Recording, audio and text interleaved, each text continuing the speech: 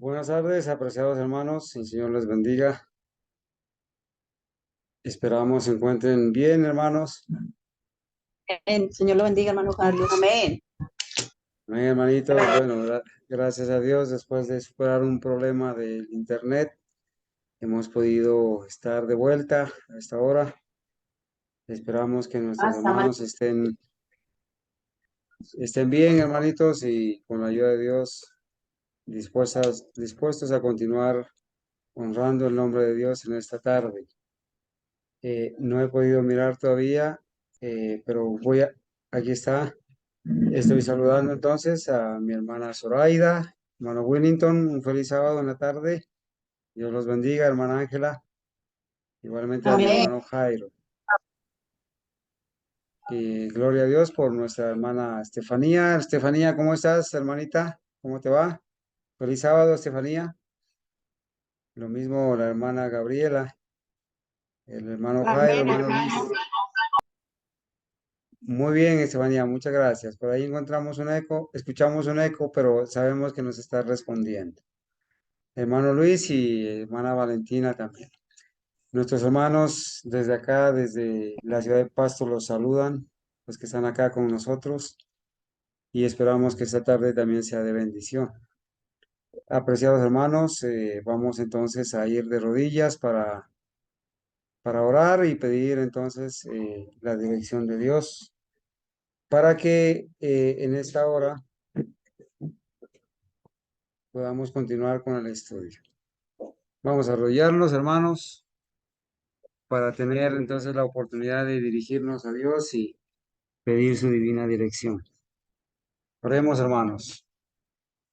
Bendito Padre, bendito Dios, hoy hemos venido, Señor, eh, como cada sábado en la tarde, a adorarte, a regocijarnos en el estudio de tu palabra.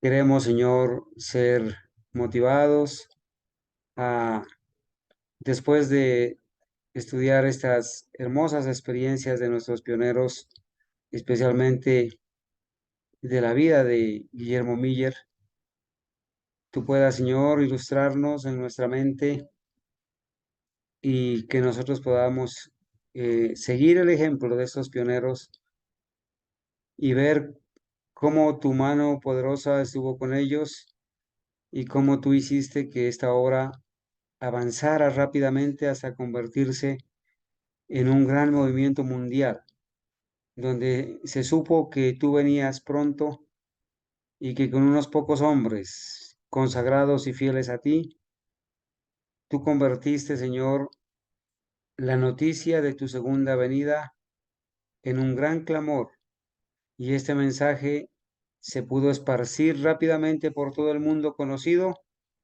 Y Señor, ahora nosotros tenemos el desafío, después de casi 170 años después, poder, Señor, ocupar el lugar al que tú nos has llamado y poder esparcir este mensaje de tu próxima venida. Ellos entendieron que el inicio de la purificación del santuario era tu segunda venida. Ahora nosotros hemos creído y tú nos has revelado, Señor, esas verdades. Sabemos que estamos viviendo en el gran día de la expiación, que el fin de ese juicio investigador que tú iniciaste en 1844 está muy próximo. A estas mismas horas, el diablo tiene reunido a todos sus seguidores en la cumbre de las Naciones Unidas, la COP28, donde se están tomando decisiones para aprobar las leyes dominicales y oprimir al pueblo de Dios. Señor mío, gracias por permitirnos vivir en este tiempo. Sabemos de la cercanía de tu regreso. Queremos revisar esta historia, Señor, esta grata historia del movimiento adventista millerita y el de nuestros pioneros, para colocarnos, Señor, en el puesto del deber y compartir la linda experiencia que ellos vivieron al saber que tenían muy cerca la venida de Cristo y que sintieron la responsabilidad sobre sus hombros de esparcir esta maravillosa noticia a toda nación, tribu, lengua y pueblo. Señor mío, ayúdanos a entender esta tarde. Ayúdanos, Señor, a sumergirnos en ese océano de la historia del surgimiento del gran movimiento adventista como el pueblo remanente fiel del tiempo del fin. Gracias por darnos el honor y el privilegio de pertenecer a este movimiento adventista histórico. Gracias porque nuestros hermanos fieles perseveran, porque nuestros misioneros han iniciado ya la obra en ese lugar y porque nosotros en cada rincón donde nos encontramos podemos también, Señor, ocupar nuestro lugar en el puesto del deber como verdaderos atalayas. Padre mío, ayúdanos a seguir adelante, Señor. Gracias por fortalecernos, por animarnos. Gracias por la obra del Espíritu Santo, Señor. Y gracias por tu maravilloso amor y perdón. Oramos en el nombre de Jesús. Amén. Bueno, mis hermanos, lamentablemente, pues el tiempo ha seguido corriendo y tenemos que entrar de lleno, hermanos. Esta tarde vamos a revisar lo que fue el rápido avance del mensaje adventista, del mensaje del advenimiento del Señor Jesucristo, cuando Guillermo Miller y sus compañeros estudiaron la profecía de esa manera tan diligente y tuvo este hombre de Dios esta linda experiencia, hermanos, de estudiar las escrituras, de tener un encuentro personal y directo con el Señor. Y bueno, hermanos, ya vimos la maravillosa historia, experiencia de Guillermo Miller, cómo lo llevó a estudiar las escrituras, a entender Daniel 8, Daniel 9 y llegar a la conclusión que en 1844, en ocasión de la purificación del santuario, se iba a realizar para ellos en ese tiempo, se iba a realizar, se iba a realizar la segunda venida de Cristo. Vamos a continuar espaciándonos en esta bella historia, hermanos, porque hoy queremos revisar el resultado, hermanos, de ese encuentro con Jesús que tuvo Guillermo Miller y sus asociados, y queremos revisar cómo el Señor propició el rápido avance del mensaje de la segunda venida de Cristo. Dice, continuando con la historia de Guillermo Miller, dice, solemnemente convencido de que las Santas Escrituras anunciaban el cumplimiento de tan importantes acontecimientos en tan corto espacio de tiempo.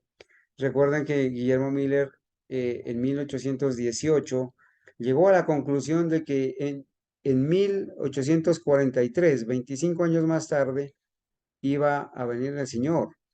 Hemos avanzado ya unos buenos años adelante hasta 1831, cuando él empezó a predicar este mensaje de verdad, ¿cierto? Dice, eh, surgió con fuerza en mi alma la cuestión de saber cuál era mi deber para con el mundo. Hermano mío, mira, colócate por un momento en el puesto de Guillermo Miller. Cuando él entiende las escrituras y después de estudiar las escrituras, se da cuenta que esas escrituras anuncian el cumplimiento de ese acontecimiento tan importante de la segunda venida de Cristo y otros acontecimientos en tan corto espacio, hermanos, eh, vale la pena que uno se pregunte también, ¿sí? ¿Cuál es mi deber para con el mundo? ¿Cuál es mi deber? Si yo he aprendido que Cristo viene pronto, ahora, si yo he aprendido que el tiempo de gracia se va a cerrar pronto, si yo he aprendido que la imagen de la bestia definitivamente a nivel mundial se está terminando de formar, que viene muy pronto la marca de la bestia y que por lo tanto viene muy pronto el fuerte pregón, antes de eso la lluvia tardía para dar el fuerte pregón, que viene muy pronto el pequeño tiempo de angustia, que viene muy pronto el cierre de la gracia, las plagas, el gran tiempo de angustia y la venida de Cristo y el establecimiento de la eternidad. Pregúntate, hermano, ¿Cuál es tu deber que tú como joven, como adulto, como hermano o hermana en Cristo tenemos? ¿Cuál es nuestro deber para con el mundo? Esa era una pregunta que surgía en la mente de Guillermo Miller, ¿sí? Surgió con fuerza, dice, en mi alma la cuestión de saber cuál era mi deber para con el mundo, en vista de la evidencia que había conmovido mi propio espíritu. No pudo menos que sentir que era deber suyo impartir a otros la luz que había recibido. El deber era impartirla a otros la luz que había recibido, ¿sí? Esperaba encontrar oposición de parte de los impíos, obviamente, pero estaba seguro de que todos los cristianos se alegrarían en la esperanza de ir al encuentro del Salvador a quien profesaba amar. Lo único que temía era que en su gran júbilo por las perspectivas de la gloriosa liberación que debía cumplirse tan pronto, muchos recibieran la doctrina sin examinar detenidamente las Santas Escrituras para ver si era la verdad. Ese era el temor, que muchos se dejen llevar por el impulso, sin estudiar las evidencias de las Escrituras, o que se dejen llevar por el temor, por el miedo, sin una firme convicción de las Escrituras. Ese era su temor. De allí que por ese temor vacilara en presentar esa verdad, por temor de estar equivocado y de hacer descarriar a otros. Hermanos, a nosotros no nos puede sobrevenir ese temor, porque hemos estudiado, hermanos, esas profecías, porque las verdades están escritas, reveladas por el Espíritu Santo a la profeta, a nuestros pioneros, y han pasado ya desde esa época, hermanos, hablando alrededor de 1830, ya casi 100 años, más de 90 años han pasado de progreso, de luz. Nosotros no podemos tener ese temor o esa inseguridad, ¿verdad? Sin embargo, a Guillermo Miller dice que ese temor de hacer descarriar a otros, lo indujo a revisar las pruebas que apoyaban las conclusiones a que había llegado y a considerar cuidadosamente cualquier dificultad que se presentase a su espíritu. Encontró que las objeciones se desvanecían ante la luz de la palabra de Dios como la neblina ante los rayos del sol, y los 5 años que dedicó a esos estudios le dejaron enteramente convencido de que su manera de ver era correcta. No había duda, ¿sí? Entonces, hermanos, aquí viene alguna parte bien bonita. El deber de hacer conocer a otros lo que él creía estar tan claramente enseñado en las Sagradas Escrituras, se le impuso entonces con nueva fuerza. Y dice él, cuando estaba ocupado en mi trabajo, sonaba continuamente en mis oídos el mandato: anda y has de saber al mundo el peligro que corre. Hermanos, Guillermo Miller escuchaba la voz de Dios. Después de haber llegado a esa conclusión de que Cristo venía tan pronto, escuchaba la voz del Espíritu Santo que le decía en su mente, que le gritaba a sus oídos: anda, Guillermo, haz saber al mundo el peligro en que se encuentra, el peligro que corre.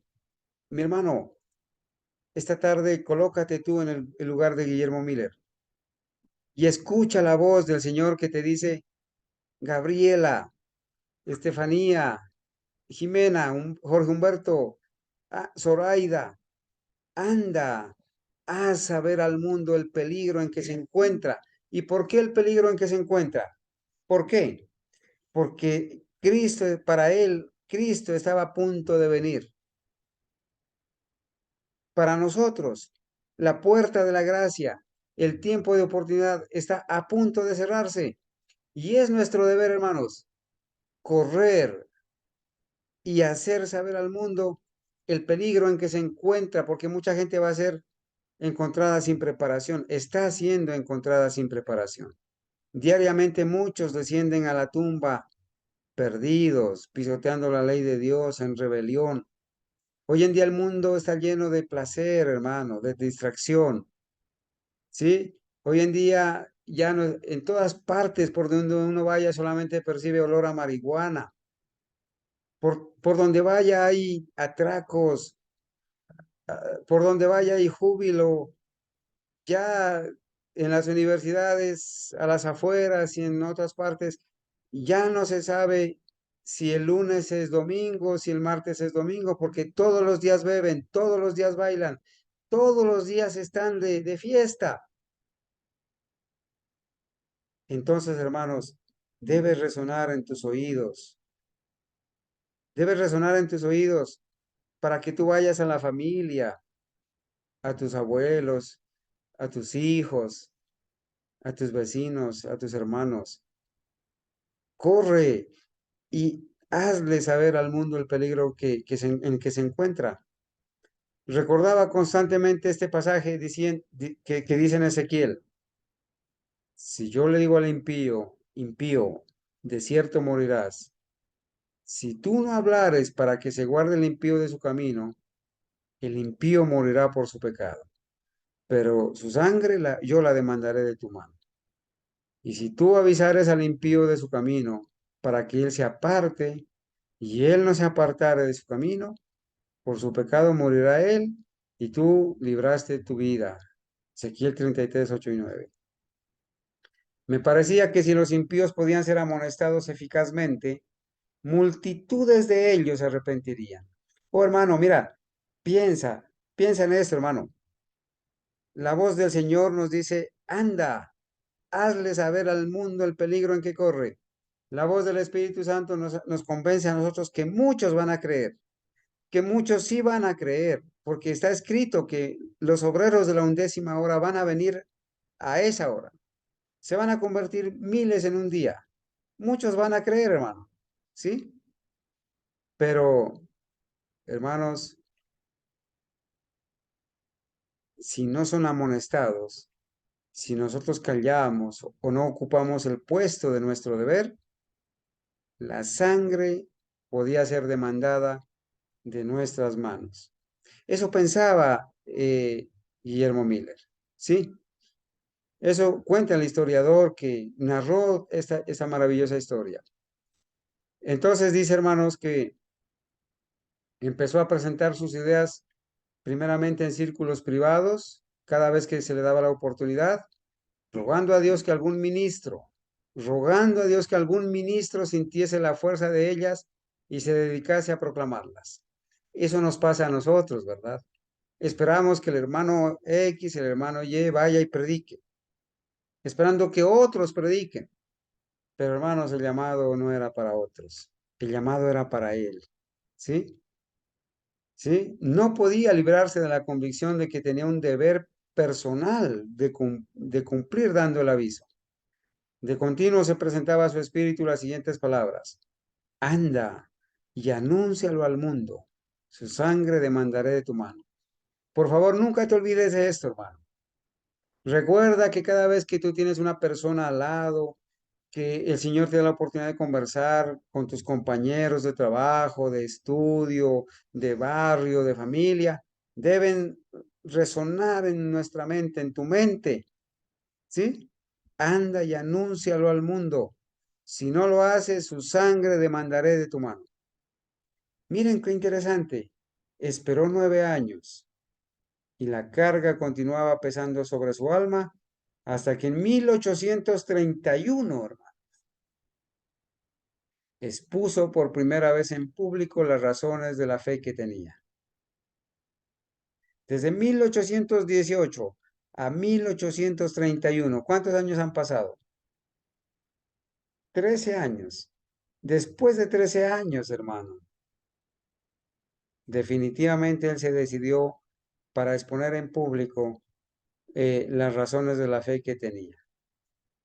Y aquí cierro esta parte diciendo, así como Eliseo fue llamado cuando seguía a sus bueyes en el campo, cuando estaba arando en el campo, detrás del arado, Eliseo fue llamado por Dios para ser profeta, ¿sí? Por Elías. Así como Eliseo fue llamado cuando seguía a sus bueyes en el campo para recibir el manto de la consagración al ministerio profético.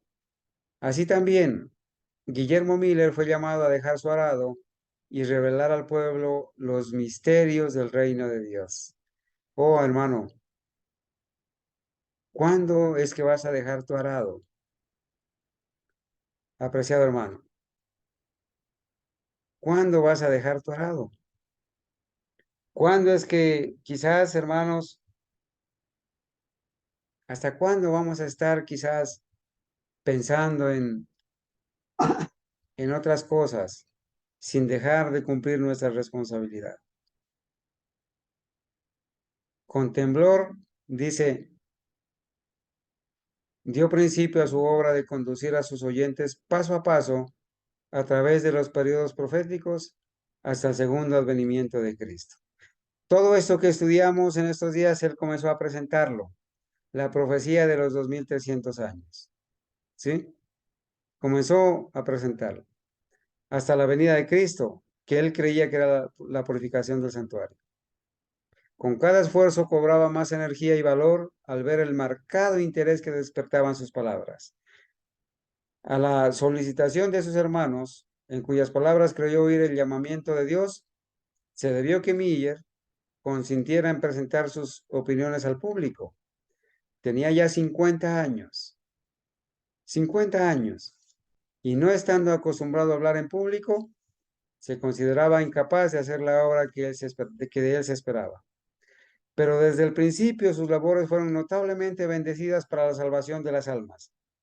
Su primera conferencia fue seguida de un departamento religioso, perdón, su primera conferencia fue seguida de un despertamiento religioso.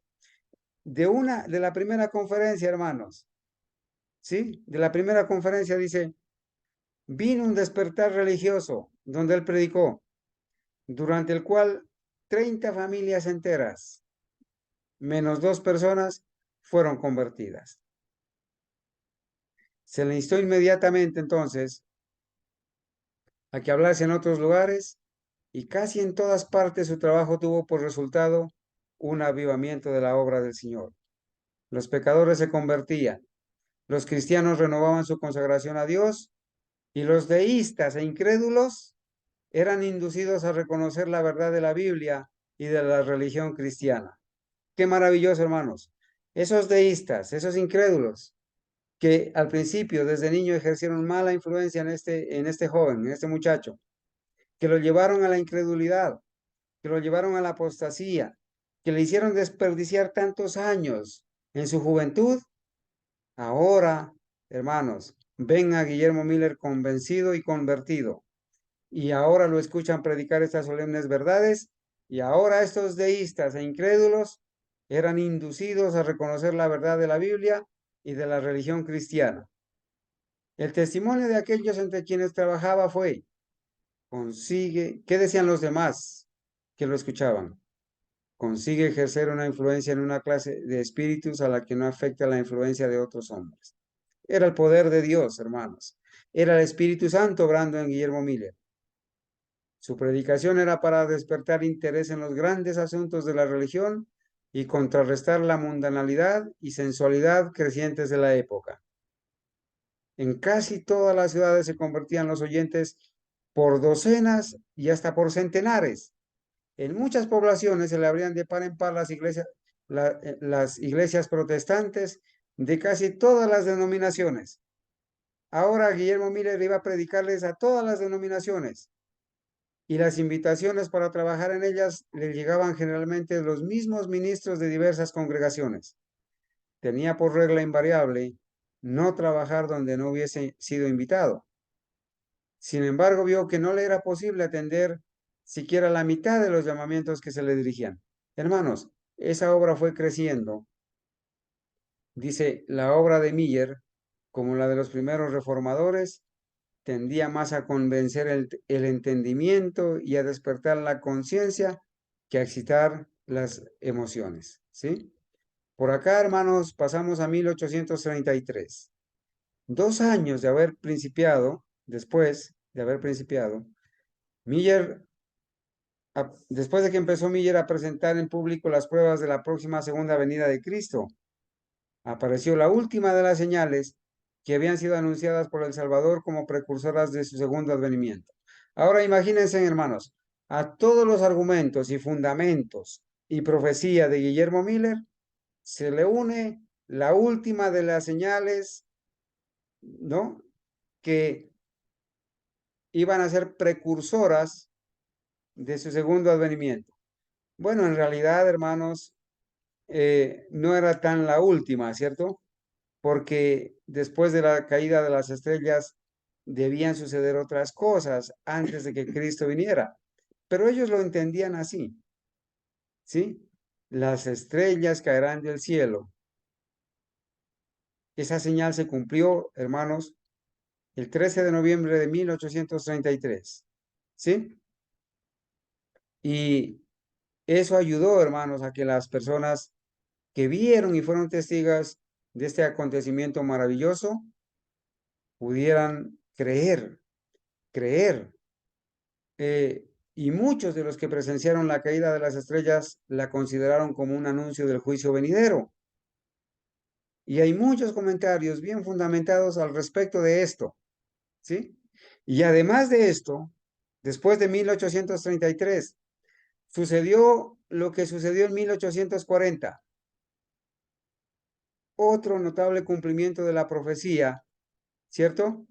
Donde Josías Litch, el compañero de Guillermo Miller, como dice aquí, ¿sí? Que era uno de los principales ministros que predicaban el segundo advenimiento, publicó una explicación del capítulo 9 de Apocalipsis que predecía la caída del Imperio Otomano. ¿Por qué? Porque Josías Litch y Guillermo Miller estudiaron las trompetas y ellos estudiaron la quinta y la sexta trompeta y todas las trompetas. Y ellos, Josías Litch llegó a la conclusión, dice que en el capítulo 9 se predecía la caída del Imperio Otomano. Según sus cálculos, esa potencia sería derribada, como dice Apocalipsis 9, en el año, perdón, según sus cálculos, esa potencia sería derribada en el año 1840 después de Cristo durante el mes de agosto. ¿Por qué llegó a esa conclusión Josías Litch con Guillermo Miller? ¿Por qué? Porque eh, habían estudiado las trompetas y habían llegado a esta conclusión, admitiendo que el primer periodo de 150 años se haya cumplido exactamente antes de que Deacozés subiera al trono con permiso de los turcos, los 150 años de la quinta trompeta, y que los 391 años y 15 días comenzaran al terminar el primer periodo, terminarían el 11 de agosto de 1840.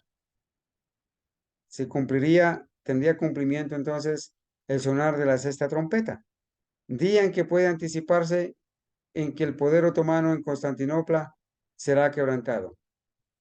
Y esto es lo que creo que va a confirmarse. Y escribió esto José Lich en Señales de los Tiempos y Exposición de la Profecía el 1 de agosto de 1840. El 1 de agosto de 1840. Hermanos, y sucedió exactamente el 11 de agosto, 2 años después de haber sido predicha el cumplimiento del sonar de la sexta trompeta, se cumplió al pie de la letra esta profecía. Y entonces, hermanos, ¿sí? Dice, en la fecha misma que había sido especificada, Turquía aceptó, el Imperio Otomano, Turquía aceptó por medio de sus embajadores la protección de las potencias aliadas de Europa y se puso así bajo la tutela de las naciones cristianas. El acontecimiento cumplió exactamente la predicción. El sonar, ¿sí?, de la sexta trompeta, 11 de agosto de 1840. Cuando esto se llegó a saber, multitudes se convencieron de que los principios de interpretación profética adoptados por Miller y sus compañeros eran correctos, con lo que recibió un impulso maravilloso el movimiento adventista. Entonces, ¿qué creen que estaban creyendo entonces todos aquellos que vieron esos dos eventos? La caída de las estrellas y el sometimiento del Imperio Turco, el derrumbamiento del Imperio Turco, el cumplimiento de la sexta trompeta. Pues todo el mundo llegó a la conclusión que Guillermo Miller y José Alich tenían razón en lo que predicaban y que Cristo iba a venir en 1843, en 1844 en nuestro calendario, ¿sí? Que Cristo iba a venir en 1844. Entonces dice, hombres de saber y de posición social se adhirieron a Miller para divulgar sus ideas y de 1840 a 1844 la obra se extendió rápidamente y por todo el mundo. De esa manera, hermanos. Entonces ahora queremos detenernos en este capítulo 7 del Gran Movimiento Adventista que se llama El rápido avance del mensaje. ¿Sí? Y para esto vamos a empezar leyendo unos textos que se encuentran allá en Apocalipsis 10, ¿sí? Donde se habla de que vi descender del cielo a otro ángel fuerte, envuelto en una nube, con el arco iris sobre su cabeza, y su rostro era como el sol, y sus pies como columnas de fuego. La visión de Juan de Apocalipsis 10. La visión del ángel con el librito, que lo comió, fue dulce en su boca, pero luego amargó el vientre. Tenía en su mano un librito abierto, y puso su pie derecho sobre el mar y el izquierdo sobre la tierra, y clamó a gran voz, como ruge un león. Y cuando hubo clamado, 7 truenos emitieron sus voces. Ahora pase a otra parte del Apocalipsis y dice, y el ángel que vi en pie sobre el mar y sobre la tierra, levantó su mano al cielo, allí mismo, ¿no? En Apocalipsis capítulo 10, levantó su mano al cielo y juró por el que vive por los siglos de los siglos, que creó el cielo y las cosas que están en él, y la tierra y las cosas que están en ella, y el mar y las cosas que están en él, que el tiempo no sería más. Hermanos, leer esto los llevó a la conclusión definitivamente que el mundo iba a terminar, que Cristo iba a venir. Pero nosotros vamos a darnos cuenta, hermanos, que este es el cumplimiento de la profecía y es lo que iba a anunciar el surgimiento de ese mensaje que iba a ser el mensaje adventista histórico, que habían recibido primeramente un mensaje, habían comido el libro, pero que después de comerlo había amargado el vientre. La dulce noticia de que Cristo venía era dulce, muy dulce, pero cuando no vino, amargó el vientre. Lloraron y lloraron hasta el amanecer. Lloraron amargamente hasta el amanecer. Y entonces, hermanos, se cumplió esta profecía. Pero de eso surgió la orden. Es necesario que profetices otra vez sobre muchos pueblos, tribus, naciones y lenguas. Y de allí va a surgir, hermanos, el movimiento, el gran movimiento adventista del séptimo día, al cual, hermanos, nosotros tenemos el honor de pertenecer para la gloria de Dios. ¿Sí? Entonces, vamos a estudiar esta parte. Este ángel que aparece allí, ¿sí? En Apocalipsis 10. Un ángel es símbolo de mensajeros humanos. Recuerden esto, hermanos. La profecía, si usted abre Apocalipsis 10, ¿sí? Si usted abre Apocalipsis 10, y quiero que lo abra en este momento, por favor. Apocalipsis capítulo 10. Y se dé cuenta que allí hermanos, hay un mensaje especial. Apocalipsis 10, ¿sí? Y ahí se titula quizás el ángel con el librito, que dice, vi descender del cielo a otro ángel fuerte envuelto en una nube, con el arco iris sobre su cabeza y su rostro era como el sol y sus pies como columnas de fuego. Tenía en su mano un librito abierto y puso su pie derecho sobre el mar y el izquierdo sobre la tierra. Y clamó a gran voz como ruge un león. Y cuando hubo clamado, 7 truenos emitieron sus voces. Cuando los 7 truenos hubieron emitido sus voces, yo iba a escribir, dice Juan, yo iba a escribir, pero oí una voz del cielo que me decía, Sella las cosas que los 7 truenos han dicho y no las escribas. Y el ángel que vi en pie sobre el mar y sobre la tierra levantó su mano al cielo y juró por el que vive por los siglos de los siglos, que creó el cielo y las cosas que están en él, y la tierra y las cosas que están en ella, y el mar y las cosas que están en él, que el tiempo no sería más. Vamos a entender luego qué es eso de que el tiempo no sería más. Ustedes recuerdan, hermanos, ustedes recuerdan que el Señor Jesús había dicho, el tiempo se ha cumplido y el reino de Dios se ha acercado. Arrepentíos y creed en el Evangelio. ¿A qué se refería cuando dijo, el tiempo se ha cumplido? En nuestra clase pasada dijimos que esa frase, el tiempo se ha cumplido, se refería al cumplimiento de la profecía de las 7 y 62 semanas, de las 62 semanas, para el bautismo, para el ungimiento del Mesías. Ahora el ángel dice, el tiempo no va a ser más. Para Guillermo Miller, esa frase, y para sus amigos, esa frase significaba el fin del mundo, pero para el adventismo se llegó ya a entender que no iba a haber, que esa profecía de los 2300 años que se había cumplido en 1844 era la última profecía de tiempo y que no iban a haber más profecías de tiempo después de 1844 que nosotros pudiéramos esperar. Por lo tanto, fijar un tiempo definido para la ley dominical o para el cierre de la gracia o para la venida de Cristo es una impostura, es una mentira. No habrá periodos de tiempo definidos desde 1844 hasta la venida de Cristo. No habrá. El tiempo no será más. Significa que no iban a haber periodos definidos de tiempo de profecía escritos en la Biblia hasta la venida de Cristo después de 1844.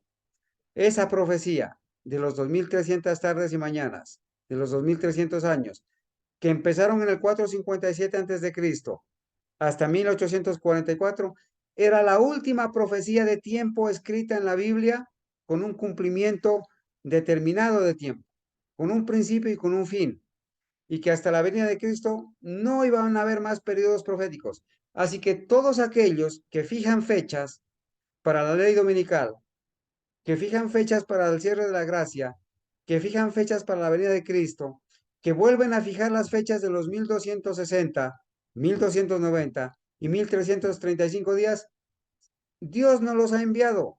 Es Satanás el que los ha enviado, porque la única profecía de tiempo que esperamos después de la venida de Cristo, no antes, la única profecía de tiempo que esperamos y que va a tener cumplimiento es la profecía del milenio que va a iniciar cuando venga Cristo y que va a ir hasta el establecimiento de la eternidad. No hay ningún otro periodo de tiempo definido. El tiempo no sería más, sino que en los días de la voz del séptimo ángel, recuerden, séptimo ángel, ¿sí? La séptima trompeta. Cuando él comience a tocar la trompeta, el misterio de Dios se consumará, como él lo anunció a sus siervos los profetas. La voz que oí del cielo, dice Apocalipsis 18, la voz que oí del cielo habló otra vez conmigo y dijo, ven y toma el librito que está abierto en la mano del ángel que está en pie sobre el mar y sobre la tierra.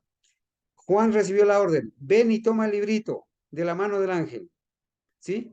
Y fui al ángel, dice Juan, diciéndole que me diese el librito, y él me lo dijo, y él me dijo, toma y cómelo, y te amargará el vientre, pero en tu boca será dulce como la miel.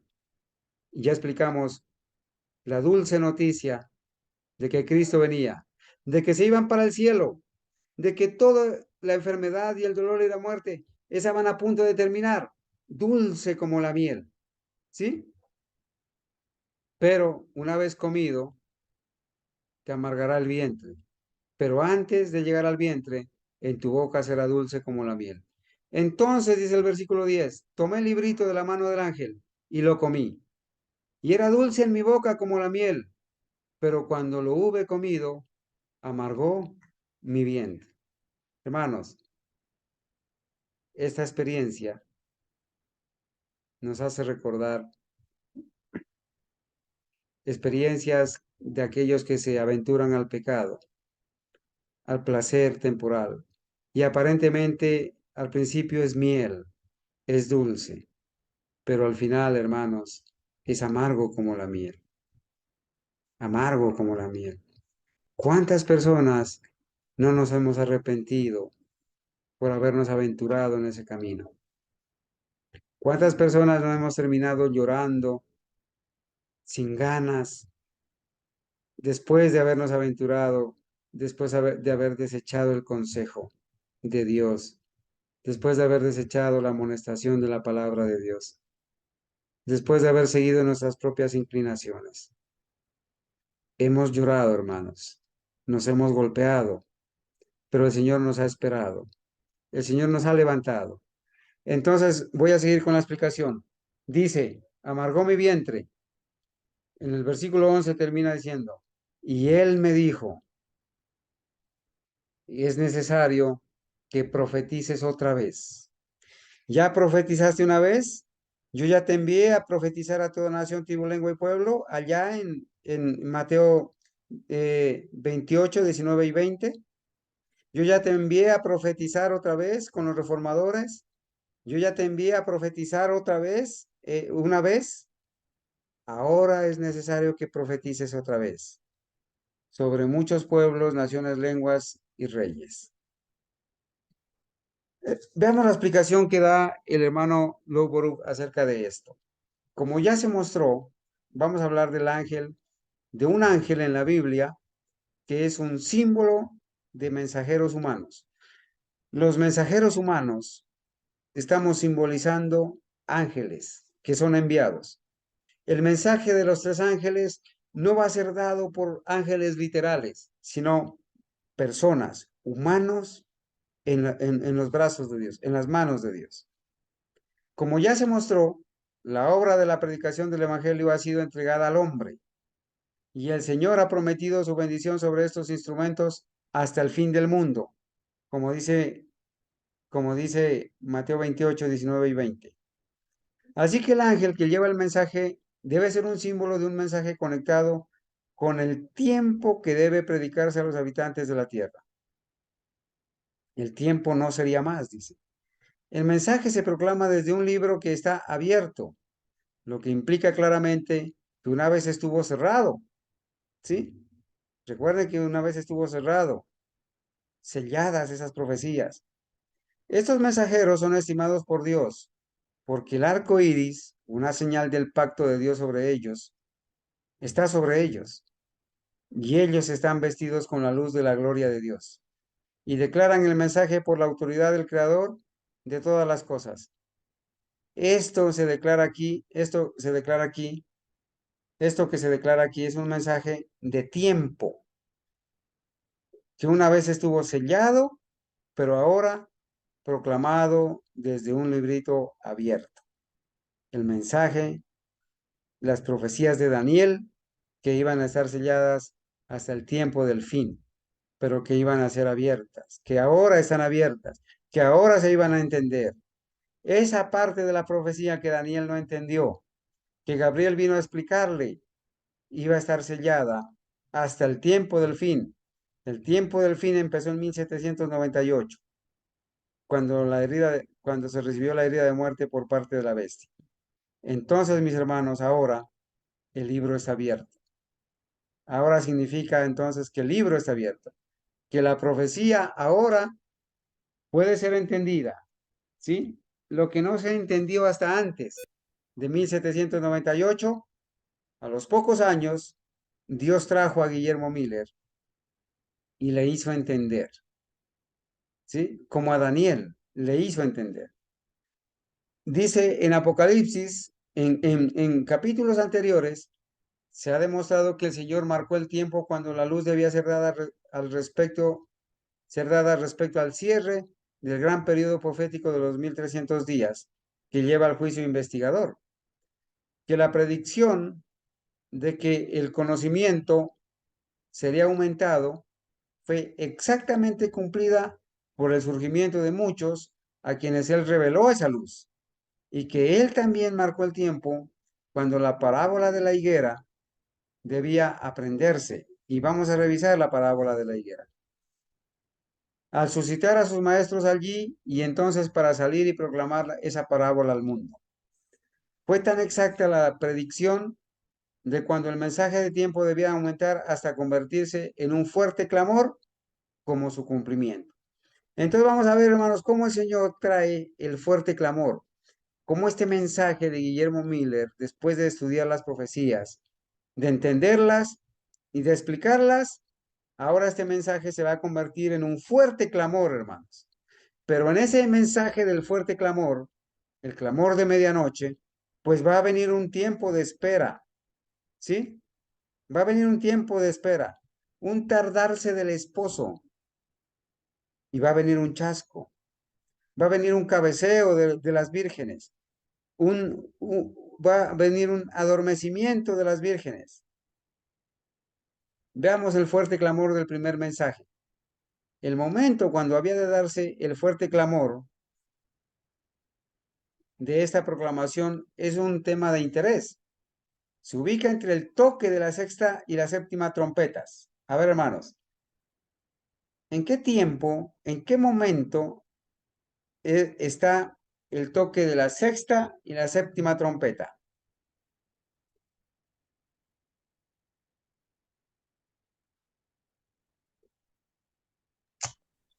Hermano, en Apocalipsis 9:13 está el toque de la sexta trompeta y en Apocalipsis 11 está, 11:15 está el toque de la séptima trompeta.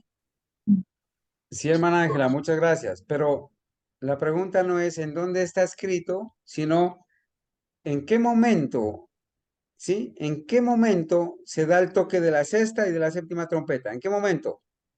Mi hermana, en 1840 se toca la sexta trompeta y dura hasta 1844. En ese transcurso de ese tiempo es que el pueblo de Dios sufre el chasco. En ese Bien, intermedio de ese tiempo sufre el pueblo de Dios el chasco y hace la predicación del mensaje del segundo ángel. muchas gracias, hermana. Entonces, como estamos hablando del fuerte clamor del primer mensaje, estamos hablando de ese tiempo, de ese momento, entre el sonar de la sexta trompeta, 11 de agosto de 1840, y el sonar de la séptima trompeta, 22 de octubre de 1844. En ese tiempo estamos. A ese tiempo se le llama el fuerte clamor del primer mensaje. ¿Sí? Ese es, por eso dice, el momento cuando había de darse el fuerte clamor de esta proclamación es un tema de interés. Se ubica este momento entre el toque de la sexta y la séptima trompetas, que puede verse no solo por su posición en el registro de las escrituras, sino por el mensaje mismo que dice, en los días de la voz del séptimo ángel, cuando él comience a tocar la trompeta, el misterio de Dios se consumará, como él lo anunció a sus siervos los profetas. Esto es evidencia concluyente de que el tiempo proclamado en este mensaje se extiende hasta el tocar de la séptima trompeta en 1844. Entonces este fuerte clamor se va a dar entre 1840 y 1844. Recordemos, hermanos, que el mundo entero había visto caer las estrellas. El mundo entero había visto el cumplimiento de la caída del Imperio Otomano con el principio de día por año. Y ahora, hermanos, el mundo entero sabía que Cristo venía. Entonces muchos se convirtieron, muchos vinieron, apoyaron el mensaje, muchos renunciaron a todo lo material, lo terrenal. Y entonces ahora se va a dar el fuerte clamor. El tiempo del fuerte clamor. Cuando el séptimo ángel toca, leemos allí en el registro de Apocalipsis que cuando el séptimo ángel toca la trompeta, leemos que el templo de Dios fue abierto en el cielo y el arca de su pacto se veía en el templo, hermanos. Apocalipsis 11. En el servicio del santuario terrenal, el departamento que contenía el arca, el lugar santísimo, se abría solo una vez al año. Ese era el día de la expiación y para el propósito de borrar los pecados, la purificación del santuario. La ocasión de la cual hablan los profetas, cuando esta obra de purificación realizada por Cristo debía suceder, es al final de los 2300 tardes y mañanas, de los 2300 días. También se declara, como dice Daniel 8:14, ¿verdad? También se declara que cuando el séptimo ángel toque la trompeta, voces en el cielo dicen que el tiempo ha llegado para que los muertos sean juzgados. Este símbolo profético de Apocalipsis 10 presenta el tiempo cuando este mensaje ha de salir a gran voz y finalmente como ruge un león, y finalmente como ruge un león. El tiempo cuando de acuerdo con su profecía el mensaje había de aumentar hasta un fuerte clamor, va del final de la sexta trompeta al final de ese periodo profético que lleva a la purificación del santuario. En otras palabras, al final de los 2300 días. Entonces, ¿cuándo fue que se dio o que se aplica el fuerte clamor en el primer mensaje? Del final de la sexta trompeta, 11 de agosto de 1840 hasta el 22 de octubre de 1844, cuando terminaron los 2300 días. Las primeras cuatro trompetas encontraron su cumplimiento en las guerras de los godos, vándalos unos y otros, que dividieron a la Roma occidental en 10 partes o 10 reinos. ¿Sí? Ahí están las citas, Apocalipsis 11:19, Daniel 8:14 y Apocalipsis 11:18. Veamos un poco, hermanos, sobre la quinta trompeta.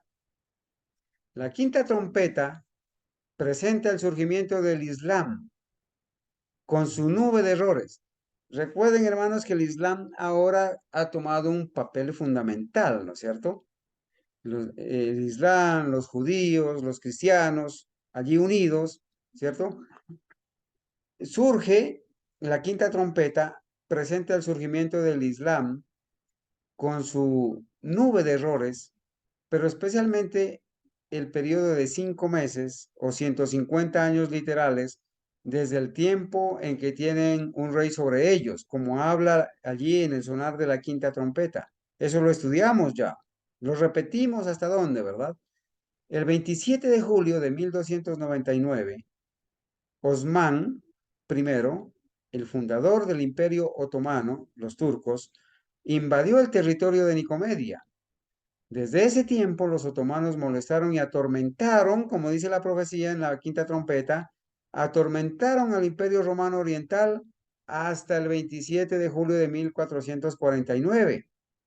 Recuerden que las primeras trompetas son los juicios de Dios sobre el Imperio Romano en su parte occidental. Y la quinta y la sexta trompeta son los juicios de Dios en la parte oriental. Estamos en la quinta trompeta. Los otomanos molestaron y atormentaron a esta parte oriental del imperio desde el 27 de julio de 1299 hasta el 27 de julio de 1449, los 150 años de esa profecía de la quinta trompeta. ¿Sí? En ese tiempo, los turcos vinieron con sus fuerzas contra la ciudad de Constantinopla misma, empleando pólvora en sus ataques y de un pesado cañón que el historiador Gibbon dice que se requerían 60 bueyes para arrastrar, arrojaron grandes rocas contra los muros de Constantinopla. Esta historia está aquí, hermanos, aquí en los diagramas proféticos. Aquí está escrita, hermanos. ¿Sí? Quizás mis hermanos alcanzan a leer o a mirar allí, por este lado de acá, hermanos, allí, esos caballos con esas trompetas. Allí está representado, hermanos. ¿Sí? De Apocalipsis 9, la fecha del primer año 1299, los maometanos, de 1299 a 1449, y así sucesivamente. Ahí está registrada en estos diagramas proféticos, ¿sí? De la quinta trompeta. Avancemos un poco más. El final de la sexta trompeta. Por ese tiempo murió Juan Paleólogo, que es señalado por los historiadores como el último emperador griego. Constantino XI, Paleólogo, era el heredero legítimo del trono, pero se dice que su temor, bueno, el temor de Murad II, el sultán turco, que estaba en guerra con él, lo llevó a pedirle permiso a Murad II para ascender al trono. Todo esto es, hermanos, el cumplimiento de la sexta trompeta, el final del Imperio Otomano. Tal acto habría parecido casi una renuncia al trono en favor de los turcos. En realidad, muy poco después, los otomanos tuvieron posesión de la ciudad de Constantinopla y el Imperio Romano de Oriente. De este modo, ellos mataron, políticamente hablando, al imperio que habían venido atormentando. Habían de matarlos por una hora, un día, un mes y un año. ¿Cuánto es eso? Tomando esto como un tiempo profético, un día por un año, ¿cuánto tiempo sería una hora, un día, un mes y un año? Bueno, aquí lo voy a explicar, ¿no es cierto? El problema es sencillo, dice. Un año son 360 días, o sea, años literales, 360 días proféticos, o sea, 360 años literales. Un mes es igual a 30 días, o sea, 30 años, ¿sí? Un día es igual a un año. En total hasta ahí, 391 días, o literalmente 391 años. Como una hora, porque ahí también dice una hora, un día, un mes y un año. Ya hemos calculado lo que es un año, un mes, un día, falta una hora. Como una hora es la 24ª parte de un día, o sea, de un año, como símbolo, como símbolo sería medio mes, o sea, 15 días, porque 360 entre 24 da 15. Una hora es igual a 15 días. Recuerden que el silencio en el cielo es como por media hora, un poquito más de 7 días, 7 días y medio. Ya sabemos qué significa eso. El periodo total de gobierno del territorio oriental del Imperio Romano de parte de los musulmanes sería, por lo tanto, 391 años y 15 días. Esto, añadido al 27 de julio de 1449, nos lleva al 11 de agosto de 1840 para la terminación del periodo de la independencia turca, según lo expresaba la sexta trompeta. Esto fue lo que Josías Lich entendió con el principio de día por año, los acontecimientos de la historia, y predijo 2 años antes que el Imperio Otomano iba a llegar a su fin el 11 de agosto de 1840. Cuando Josías Lich predice esto y se cumple al pie de la letra, hermanos, hay un despertar, ¿cierto? Leamos. El doctor José Lich predice la caída del Imperio Otomano.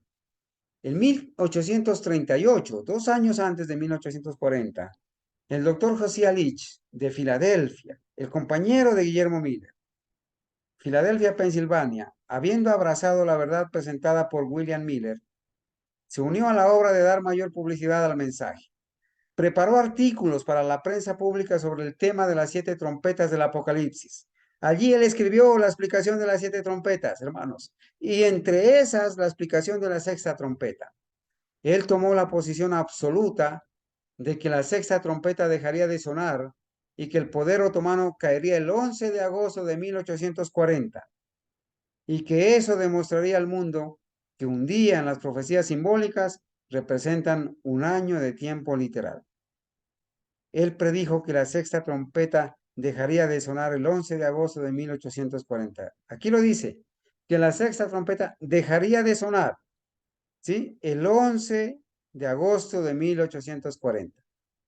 Algunos de los hermanos, aun los que creían lo mismo que él en ese punto, temblaron de temor por el resultado de si esto no llegaba a ocurrir, según él decía. Sin embargo, esto no lo acobardó a José Aldich, sino que siguió haciendo todo lo posible para dar publicidad a sus conceptos sobre el asunto turco. Los periódicos públicos eh, los periódicos públicos esparcieron la declaración que había hecho sobre el tema. Los clubes ateos discutieron el tema en sus reuniones y dijeron, aquí hay un hombre que se aventura a algo, y si este hombre sale como él dice, Y si este asunto sale como él dice, establecerá su pretensión sin ninguna duda de que un día en la profecía simboliza un año y que 2300 días son igual al número de años y que ellos terminarán en 1844.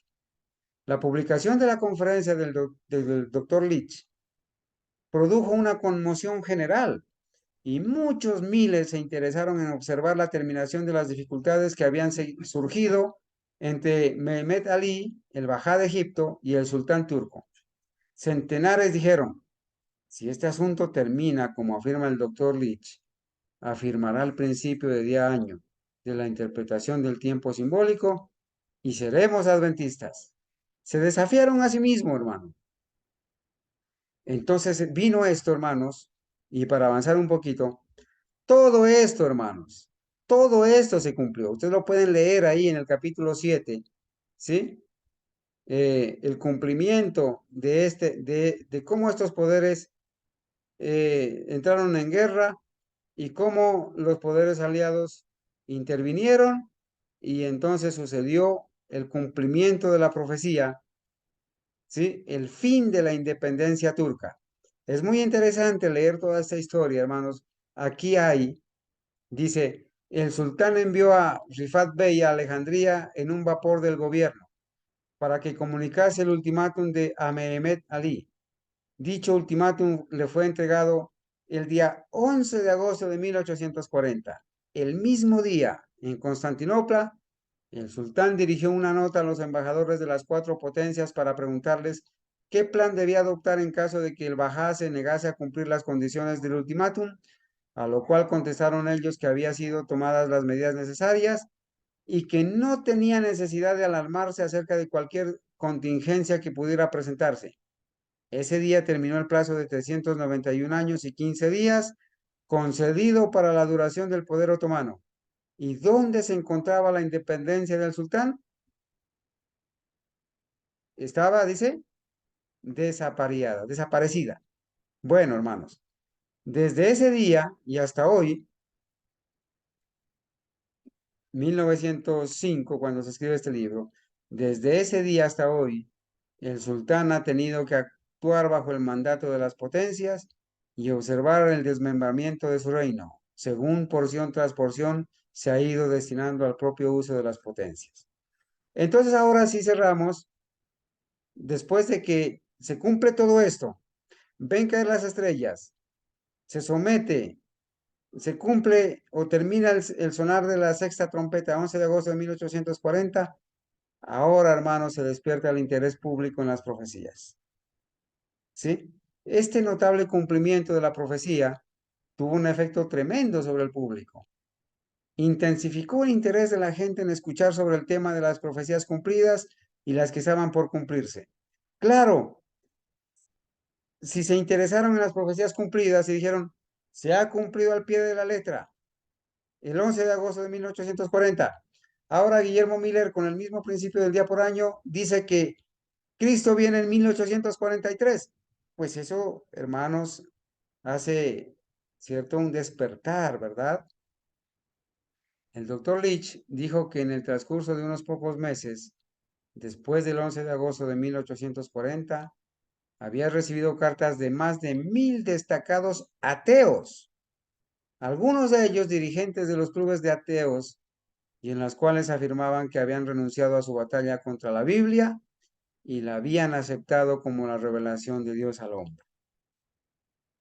Algunos de estos se convirtieron plenamente a Dios y una cantidad de ellos llegaron a ser oradores capaces en el gran movimiento del segundo advenimiento, de ateos a adventistas, de ateos a creyentes, porque hubo un hombre que a pesar de que en su niñez y juventud recibió las malas influencias de los deístas y los incrédulos, el Señor lo utilizó, lo llamó a dejar su arado y a través del estudio diligente de las verdades y por amor a las almas, logró establecer, hermanos, el estudio, el significado de estas profecías.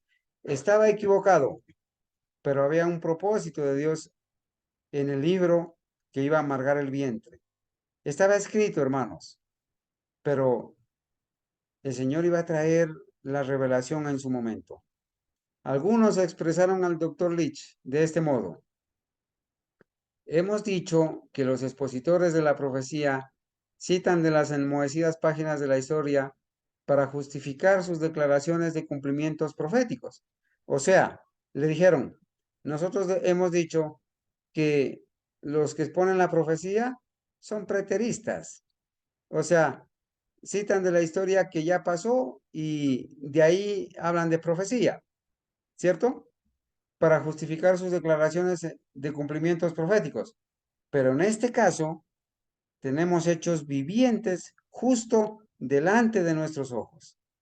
Un asunto que se profetizó para próximos días futuros y se cumplió al pie de la letra.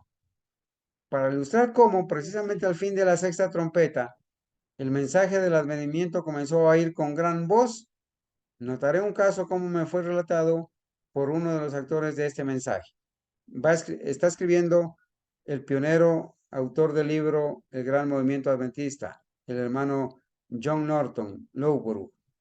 En el año 1840, S. Williams, un fabricante importante de carpas y velas de Rochester, Nueva York, aceptó el mensaje e invitó a los pastores Miller y Himes, Joshua B. Himes, y compañero también de Guillermo Miller, a ir a Rochester a hablar a los millares de esa ciudad. Ellos respondieron que no tenían el dinero necesario para conseguir un salón de tamaño suficiente para acomodar a la gente. Él contestó, tengo una carpa redonda de 36 metros, o sea, 120 pies de diámetro. La levantaré, pondré sillas y cuidaré de ellas. Gratis. Vengan y proclamen el mensaje. Ellos vinieron. Me dijo, y la carpa no cubrió ni aún a la mitad de los que vinieron para escuchar, de modo que puse un agregado de 12 metros, con lo que teníamos una carpa de 48 metros por 36 metros. Todos los días esta carpa se llenaba y centenares se apretujaban alrededor de ella, ansiosos de escuchar la palabra. Entonces, hermanos, ahora centenares van a proclamar este mensaje. Para atender el interés creciente, se usaron grandes carpas y reuniones bajo arboledas durante el verano. Algunos de los edificios de iglesia y salones públicos más grandes se usaban en el invierno y todos se llenaban al máximo con oyentes interesados. Ahora, en vez de encontrarse casi solo en la proclamación del mensaje como había sucedido antes de 1840, el pastor Miller,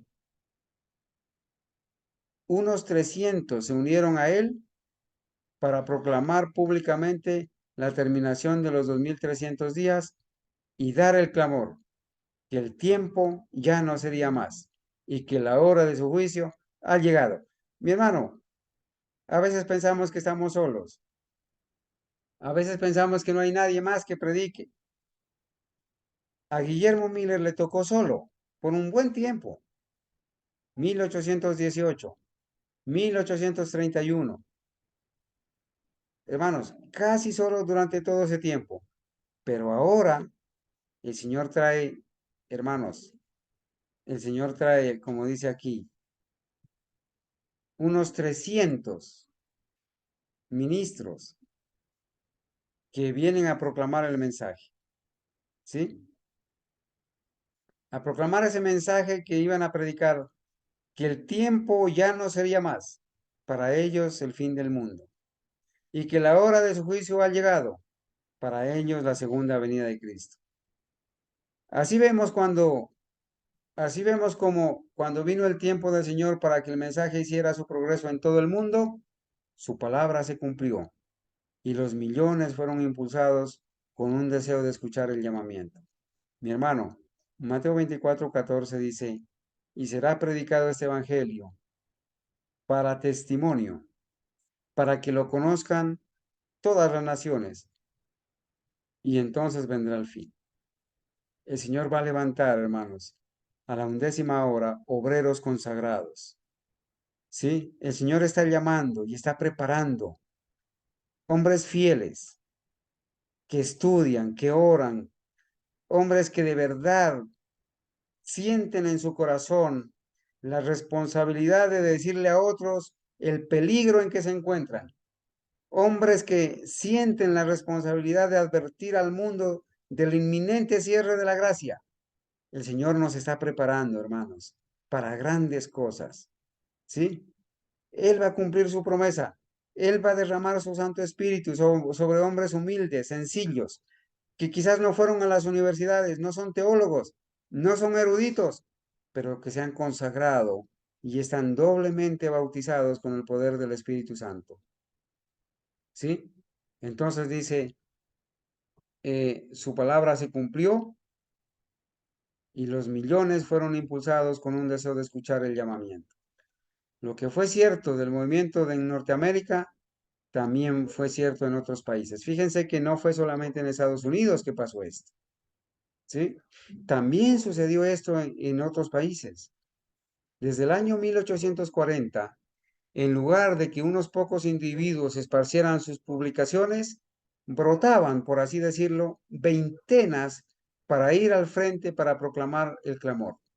En Inglaterra había 700 ministros solo de la iglesia anglicana proclamando el mensaje, por no decir nada de veintenas de otros ocupados en la misma obra.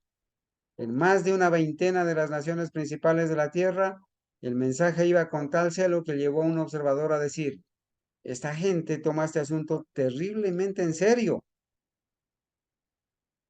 Hermanos, nuestro próximo estudio va a ser acerca del capítulo 8, la cena de bodas del Cordero. Y vamos a estudiar, hermanos, esta triste realidad, una triste realidad, ¿sí? Cómo el Señor, hermanos, hace una cena, hace la invitación y entonces muchos no recibieron la invitación, pero no entraron a las bodas. Rechazaron la invitación.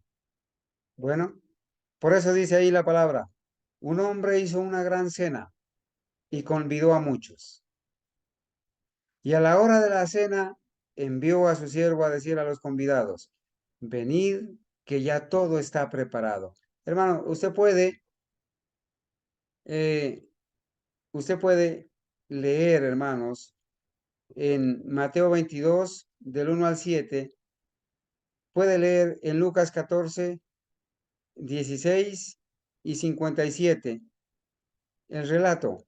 Lamentablemente, hermanos, lamentablemente, en este libro que, que fue, digamos, esparcido, tristemente, allí hay un texto, bueno, citado, ¿no? Solamente como por referencia, ¿no? De la Nueva Versión Internacional.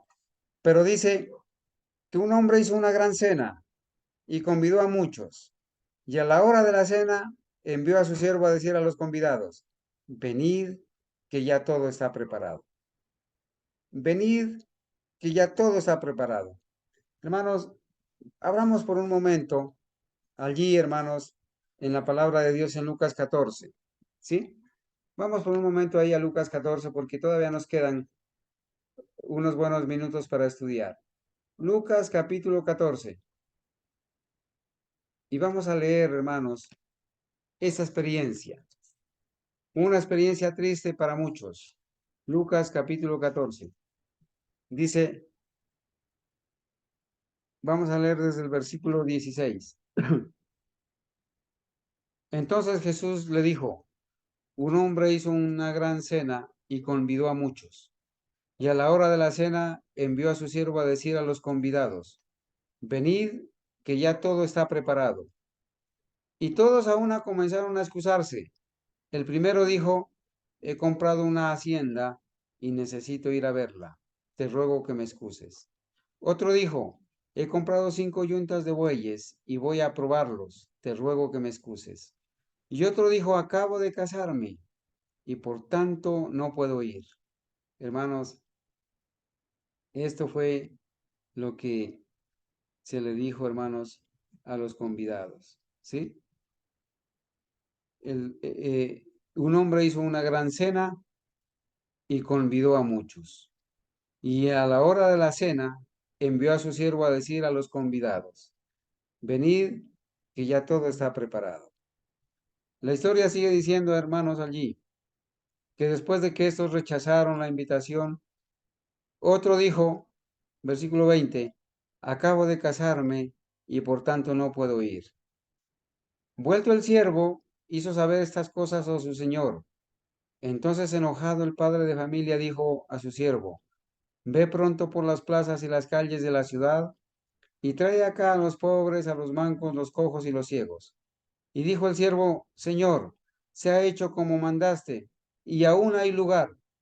Dijo el Señor al siervo, ve por los caminos y por los vallados, y fuérzalos a entrar, para que se llene mi casa. Porque os digo que ninguno de aquellos hombres que fueron convidados gustará mi cena. Grandes, bueno, esa es la parábola, ¿verdad? Esa es la parábola. Entonces, hermanos, aquí empezamos a analizar esta parte. Un hombre hizo una gran cena y convidó a muchos. Y a la hora de la cena envió a su siervo a decir a los convidados, venid, que ya todo está preparado. Bienaventurados los que son llamados a la cena de las bodas del Cordero. ¿Sí? Eso está escrito, hermanos, allí en Apocalipsis 19:9. Bienaventurados, bienaventurados los que son llamados a la cena de las bodas del Cordero. Yo te pregunto, mi hermano, ¿en qué grupo te encuentras? Si has sido convidado a las cenas de las bodas del Cordero, ¿en qué grupo te encuentras? Bueno, dice el texto, dice el comentario, dice, la cena es la última comida del día. En esta parábola hay tres invitaciones a cenar, ¿sí? A los convidados, luego a otros, luego a otros.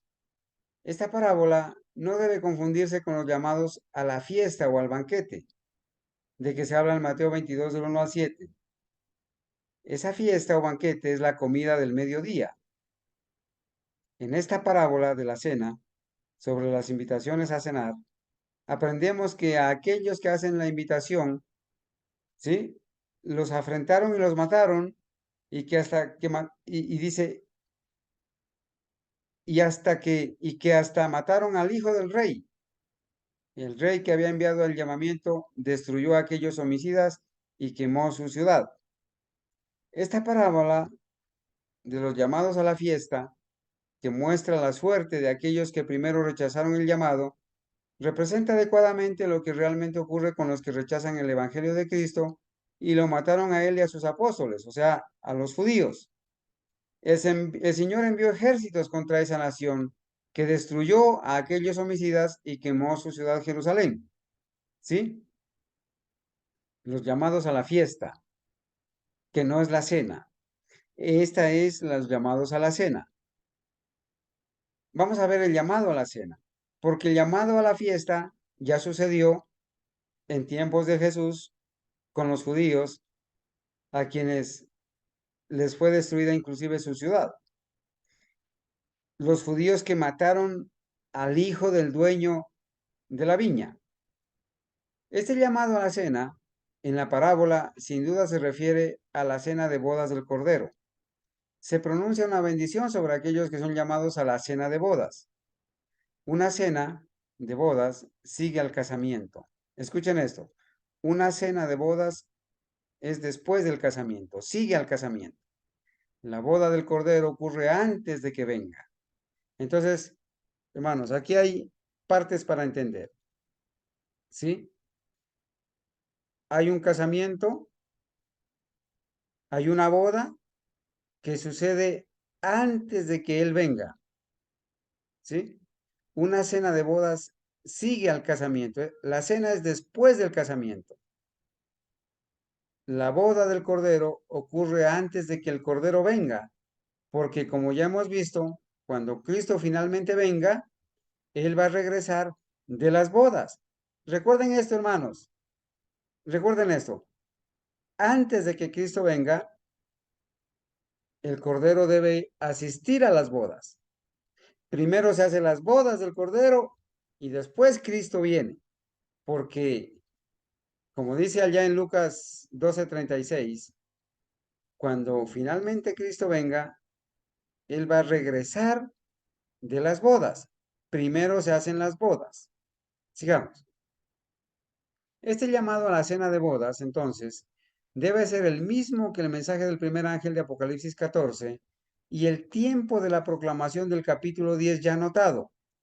Fíjense que el llamado a la cena de bodas, entonces, dice el pionero, debe ser el mismo que el mensaje del primer ángel de Apocalipsis 14 y el tiempo de la proclamación del capítulo 10 que ya anotamos, ya estudiamos. Según lo registró Lucas, ese primer llamado a la cena va a los convidados. ¿Quiénes eran los convidados? Aquellos que habían escuchado y aceptado el Evangelio de Cristo. Profesan amar a Cristo y amar su segunda aparición como el resultado completo de sus esperanzas. Ellos son los convidados. ¿Por qué no habría de ir el llamado primero a ellos? Como era necesario que el Evangelio primero fuera presentado a los judíos que tenían las escrituras y pretendían esperar la venida del Mesías, así el mensaje de la segunda venida de Cristo fue presentado primero a quienes afirmaban ser sus seguidores y amar su aparición. El llamado a los que habían sido convidados. El primer llamado a la cena, enviado a los que habían sido convidados, debe ir a las iglesias.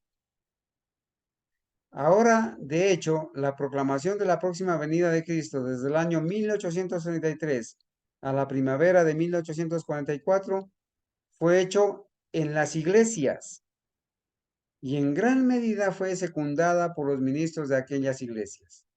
La primera publicación de los conceptos de William Miller acerca de la cercana venida de Cristo fue en un periódico bautista de Brandon, Vermont. Sus labores y las de sus asociados hasta abril de 1844 fueron realizadas mayormente en edificios de iglesias o salones conseguidos por las iglesias de esos días. El pastor Himes, Joshua B. Himes, habla así de las labores del pastor Miller hasta la primavera de 1844.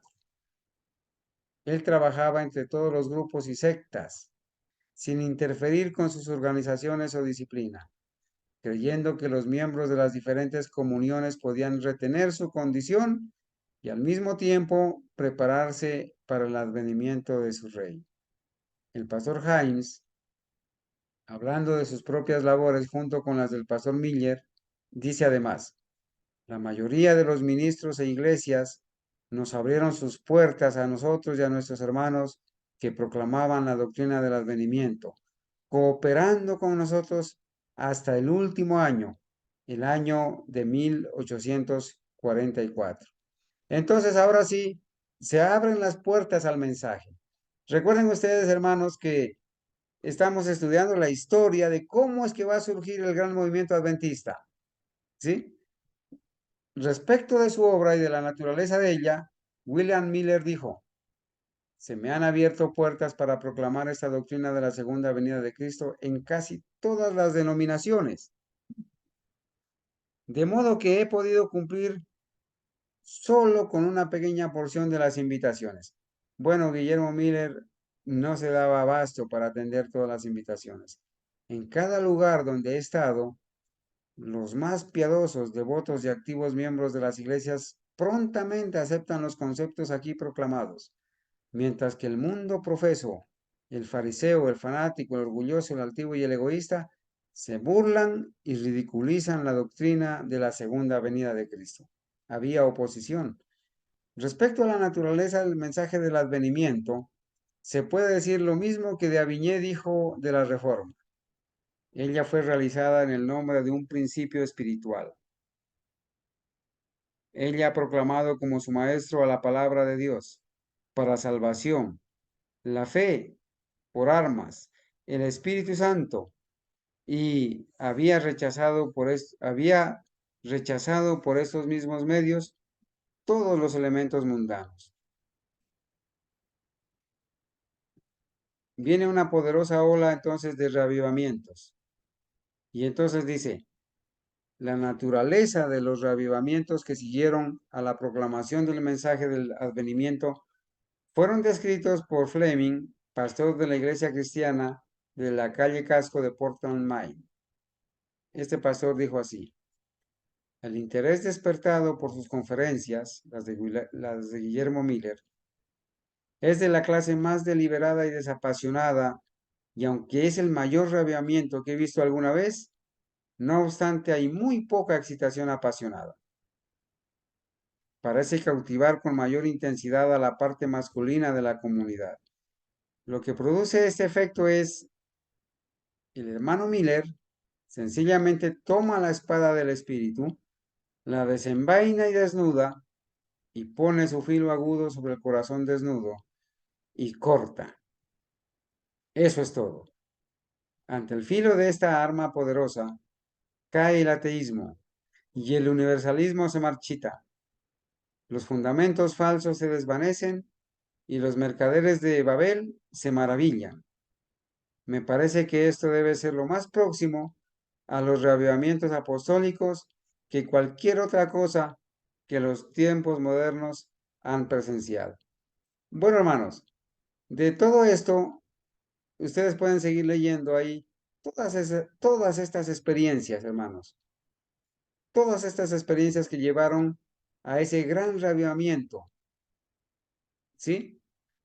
Para, para preparar a un mundo que debía esperar la venida de Cristo, ¿sí? Y se dieron inclusive invitaciones a dar el mensaje en otras partes. Se convirtieron centenares y miles de personas, hermanos.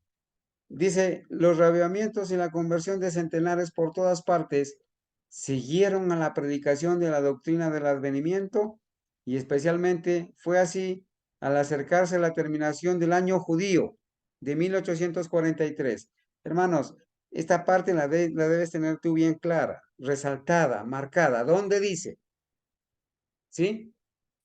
Allí, en el capítulo 8 del Gran Movimiento Adventista está escrito, dice, bajo el título Se convirtieron centenares. Los reavivamientos y la conversión de centenares por todas partes siguieron a la predicación de la doctrina del advenimiento, y especialmente fue así al acercarse la terminación del año judío de 1843. ¿Cuándo terminaba el año judío de 1843? El 21 de marzo de 1844 en nuestro calendario. Recuerda que Miller y sus asociados, Josiah Leach, Charles Fitch, todos ellos, hicieron los cálculos en el calendario hebreo, en el calendario judío, porque en la Biblia estaba escrita la profecía. Entonces los cálculos llegaban a 1843 del año judío, que no es el mismo calendario en el que vivimos nosotros, el calendario gregoriano. El último día del año judío, hasta cuando ellos esperaron hasta el último día del calendario judío para esperar la venida de Cristo. Ese último día corresponde, el último día del calendario judío, del año judío, en el calendario judío, corresponde en nuestro calendario al 21 de marzo de 1844, que fue la fecha cuando sufrieron el primer chasco, ¿sí? Durante ese invierno, el que esto escribe escuchó el tema por primera vez en su pueblo natal. Ahí está escribiendo John Norton Loughborough. Y él dice que fue durante ese invierno que escuchó el tema por primera vez en su pueblo natal, en un pueblo llamado Víctor de Nueva York. Y aunque solo tenía 12 años de edad, el autor del gran movimiento adventista, John Norton Loughborough, aceptó, hasta donde la comprendió, la fe del segundo advenimiento. De hecho, solemne fue la impresión sobre la gente, no solo en reuniones, sino en todas partes. El pueblo, llamado Víctor, era en ese tiempo apenas un pueblito de unos 200 habitantes, pero la religión que la rodeaba estaba pero la región que la rodeaba estaba densamente poblada. Como resultado de esa serie de reuniones realizadas en ese pequeño pueblo, hubo unos 500 conversos, según los informes, en ese pueblito. Bueno, hermanos, recuérdenme por favor que vamos aquí, el testimonio del anuario metodista. Vamos a revisar cuál fue el ambiente, el clima que se vivió, hermanos, en esos días y meses antes del gran chasco. Vamos a ver lo que pasó, cómo unos niños, el Señor levantó niños para predicar, se cumplió la profecía. Guillermo Miller llegó a la conclusión de que él debía predicar o predicar. Ay de mí si no predico el Evangelio, ¿sí? Y pasaron muchas cosas más en Suecia, en otros países, de cómo el Señor trajo, hermanos, inclusive niños tuvieron visiones, cumpliéndose la profecía de Joel 2:28. Y trajo muchas señales hasta que, hermanos, eh, llegaremos al final para estudiar esa parte, hermanos, que eh, la vamos a titular y que es muy importante esta parte donde vamos a llegar, hermanos, en esta historia del gran movimiento adventista, que va a ser objeto de nuestro estudio, ¿cierto? Este capítulo sobre la demora.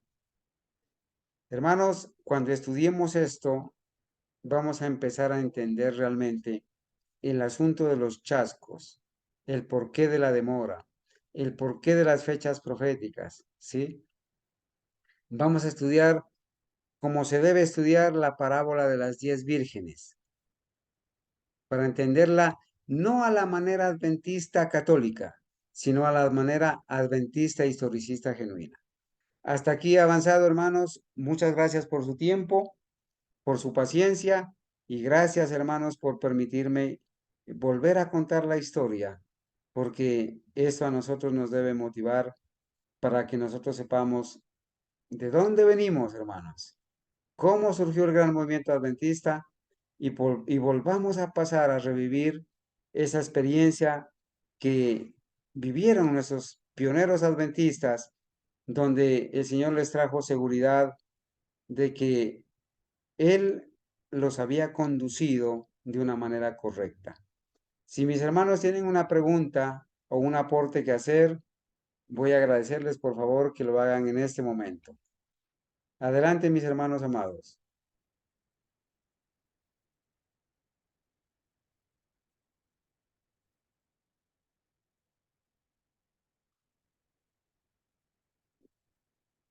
Bueno, mis hermanos, vamos entonces a cantar un hermoso himno para la honra y gloria de Dios y luego sí, después de cantar el himno estaremos orando para despedirnos entonces.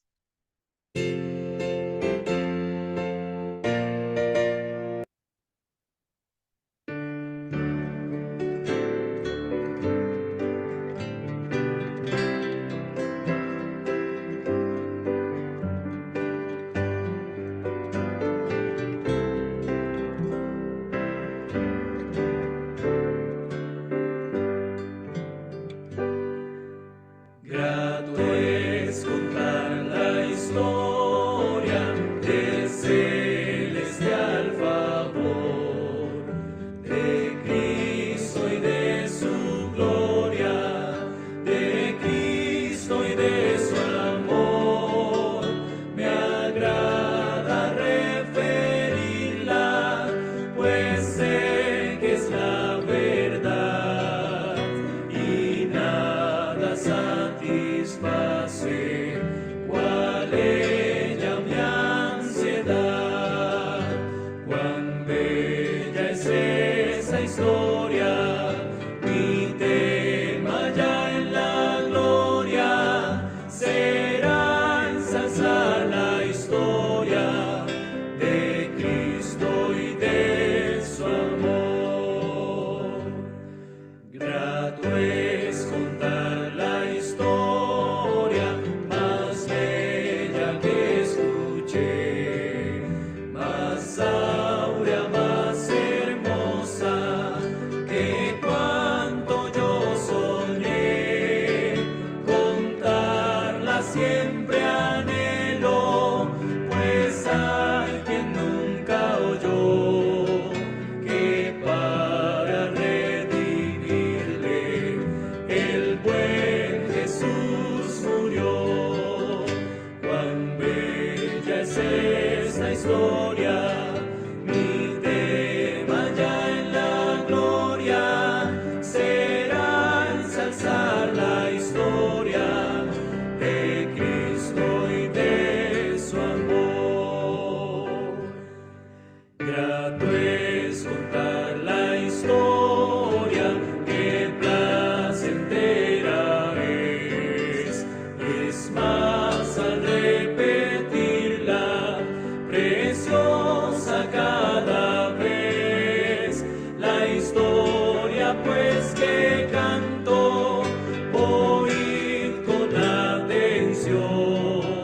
porque es mensaje santo de eterna salvación. Cuán bella es esta historia, mi tema ya en la gloria será ensalzar la historia de Cristo y de su amor. Grato es contar la historia, de todas la mejor, que cuanto más se escucha, infunde más amor. Y cuando allá en la gloria entone mi cantar, será la misma historia que tanto supe amar. Cuán bella es esta historia, mi tema ya en la gloria será ensalzar la historia de Cristo y de su amor.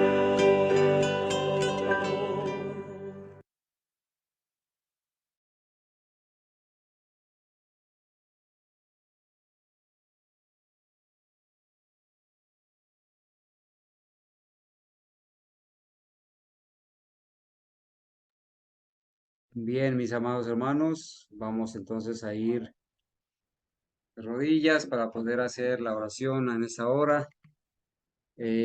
No sé si mis hermanos, yo quisiera pedirle el favor, si mi hermano Luis, si tiene buen audio, el himno es el 329, ¿no? El que acabamos de cantar en el himnario historicista, himno 329. Hermano Luis, confírmeme si tiene buen audio o si mi hermana Franci, si mi hermana Argenis, alguno de ustedes tiene buen audio para hacer la oración, por favor.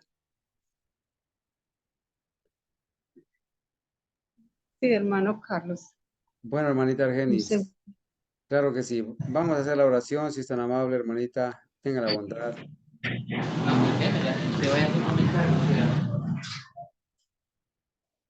Bueno, bondadoso Señor, soberano del cielo y de la tierra, muchísimas gracias, Señor. Estamos dando aquí de rodillas este grupo de sus hijos. Agradecidos, Señor, por concedernos este santo día de reposo, porque en él pudimos, Señor, alabar, expresar nuestra gratitud por sus grandes misericordias y por estudiar, Señor, por conocer unas verdades cada día más hermosas que fortalecen nuestra fe, Señor.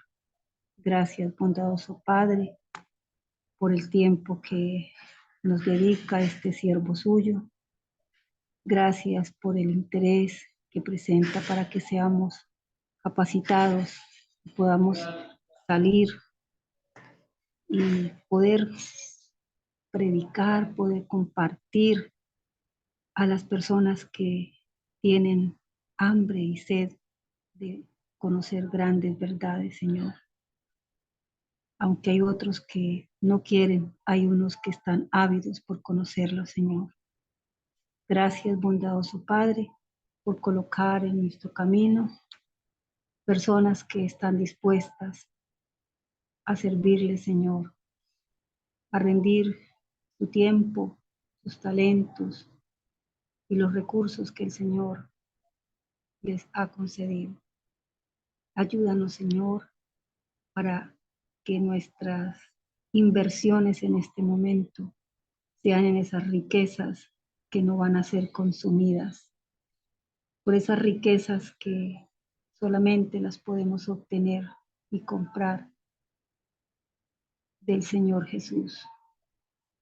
Bondadoso Padre, gracias por nuestros hermanos, por sus familias, gracias por guardarles y protegerles.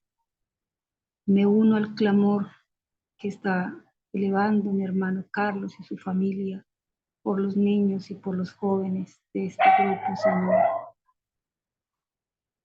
Eterno Señor, clamamos porque sean liberados de las garras, de las trampas, de las argucias del enemigo.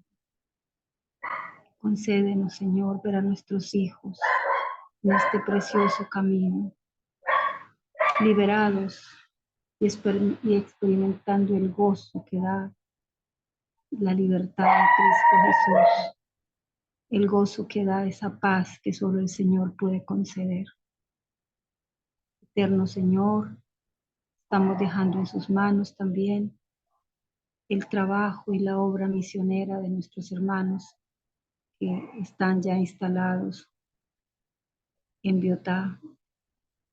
Estamos colocando en sus santas manos los planes, todos los preparativos que se deben realizar para este encuentro, Señor, que anhelamos se pueda realizar en los primeros días de enero.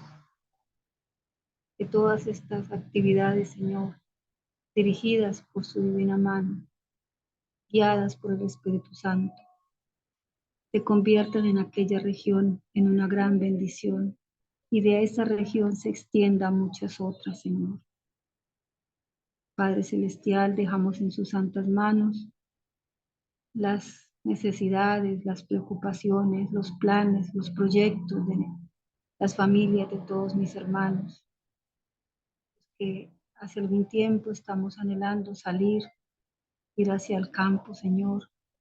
Ayúdanos, guíanos, Señor, porque a veces miramos las cosas como si fueran gigantes frente a nosotros, como si fueran esos grandes muros de Jericó insondables, y no encontramos salida, Señor. Ayúdanos, Padre bendito, porque solos no podemos. Eterno Señor, gracias por mirarnos siempre con su divina misericordia, por ser objetos de su infinito amor, sin merecer absolutamente nada. No tenemos nada que presentar, Señor, más que indignidad.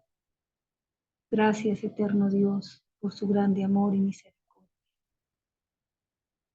Gracias y peticiones que elevamos al cielo, nuestro Padre Celestial, en el bendito nombre y en los santos méritos de nuestro Señor Jesucristo. Amén.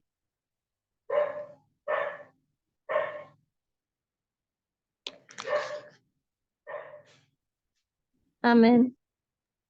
Amén. Gloria a Dios, hermana. Muchas gracias.